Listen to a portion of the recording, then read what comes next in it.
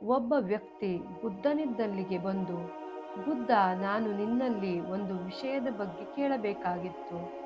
ಬುದ್ಧ ಹೇಳಿದ, ಕೇಳು. ನನ್ನ ಜೀವನದಲ್ಲಿ ನಾನು ಸ್ವಲ್ಪವೂ ಸಂತೋಷದಿಂದಿಲ್ಲ. ಯಾವಾಗಲೂ ಚಿಂತೆಯಲ್ಲಿ ಇರುವೆನು. ಜೀವಿಸಲು ನನಗೆ ಇಷ್ಟವಿಲ್ಲ. ಬುದ್ಧ, ನನಗೆ ಏಕೆ ಹೀಗೆ ಆಗುತ್ತಿದೆ ಹೇಳುವೆಯಾ ಎಂದು ಕೇಳಿದ. ಮೊದಲು ನಿನ್ನ ದುಃಖದ ಕಾರಣವನ್ನು ಹೇಳು. ನೀನು ಏಕೆ ದುಃಖದಿಂದ ಇರುವೆ ಎಂದು ಬುದ್ಧ ಕೇಳಿದನು. ಆಗ ವ್ಯಕ್ತಿ ಹೇಳುತ್ತಾನೆ, ಇದೆಂತಹ ವಿಚಿತ್ರ ಪ್ರಶ್ನೆ.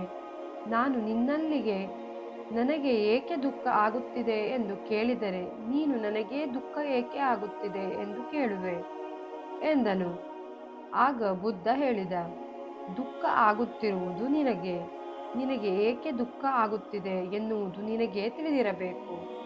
ಇದಕ್ಕೆ ಕಾರಣ ಏನು? ಆ ವ್ಯಕ್ತಿ ಆಶ್ಚರ್ಯದಿಂದ ನೋಡಿ, ಬುದ್ಧ, ನೀನು ಅಂತರ್ಯಾಮಿ, ನಿನಗೆ ಎಲ್ಲವೂ ತಿಳಿದಿದೆ.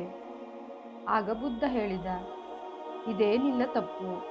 ಇನ್ನೊಬ್ಬರನ್ನು ನಂಬಿ ನೀನು ಬದುಕುತ್ತಿರುವೆ. ಇನ್ನೊಬ್ಬರು ನಿನ್ನ ದುಃಖವನ್ನು ಕಡಿಮೆ ಮಾಡುತ್ತಾರೆಂದು ನಂಬಿರುವೆ. ನಿನ್ನ ಸಮಸ್ಯೆಯನ್ನು ನೀನೇ ಕಡಿಮೆ ಮಾಡಿಕೊಳ್ಳಬೇಕು. ನಾನು ನಿನ್ನ ರೀತಿಯೇ ಇದ್ದೇನೆ. ನನ್ನ ಒಳಗೆ ಯಾವುದೇ ಗೊಂದಲಗಳಿಲ್ಲ. ನಿನ್ನ ಒಳಗೆ ತುಂಬಾ ಗೊಂದಲಗಳಿವೆ. ಇಷ್ಟೇ ವ್ಯತ್ಯಾಸ.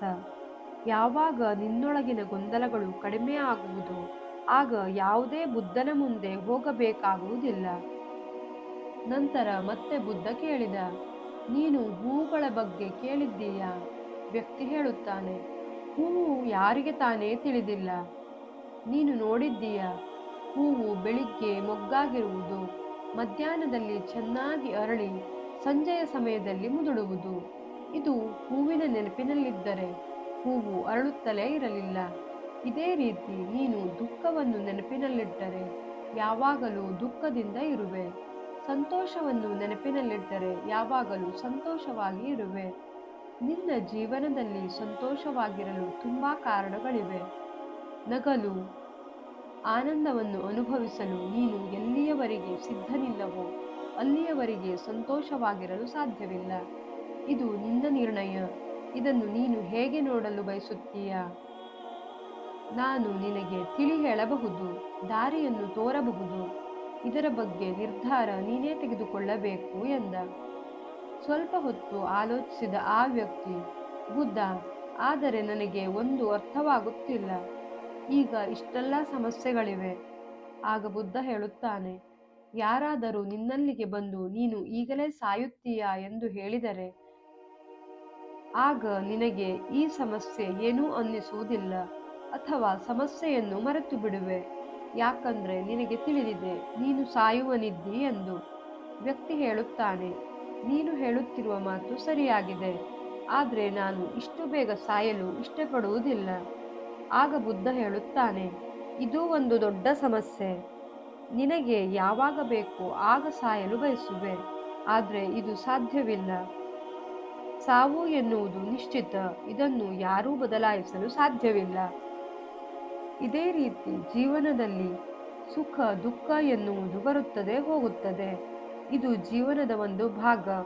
ಹೇಗೆ ಹೃದಯದ ಗ್ರಾಫ್ಸ್ ಮೇಲೆ ಕೆಳಗೆ ಇರುವುದೋ ಇದೇ ರೀತಿ ಸುಖ ದುಃಖಗಳು. ಇದನ್ನು ನೀನು ಅರ್ಥ ಮಾಡಿಕೊಂಡರೆ ನಿನ್ನ ಜೀವನದಲ್ಲಿ ಒಂದು ಸ್ಥಿರತೆ ಬರುವುದು. ಸ್ಥಿರವಾದರೆ ನಿನ್ನ ಮನಸ್ಸು ಶಾಂತವಾಗುತ್ತದೆ.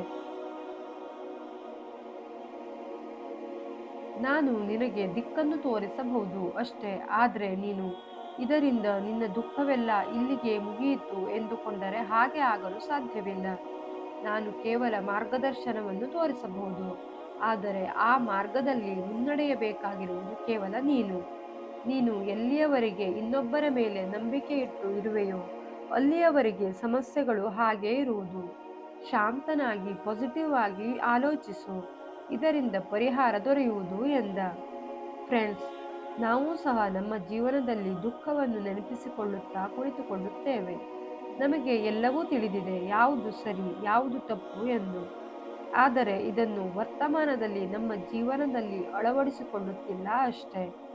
ಚಿಕ್ಕಂದಿನಿಂದ ನಮ್ಮ ಜೀವನದಲ್ಲಿ ನೆನಪಿಸಿಕೊಳ್ಳುವ ಸಂತೋಷದ ಕ್ಷಣಗಳು ದುಃಖದ ಕ್ಷಣಕ್ಕಿಂತ ಹೆಚ್ಚೇ ಇವೆ. ಅವುಗಳನ್ನು ನೆನಪಿಡಿ. ಸಂತೋಷದ ಕ್ಷಣಗಳನ್ನು ಮೆಲುಕು ಹಾಕಿ. ಆಗ ಜೀವನದಲ್ಲಿಯೂ ಸಂತೋಷದ ಕ್ಷಣಗಳು ಹೆಚ್ಚುತ್ತಾ ಹೋಗುತ್ತದೆ.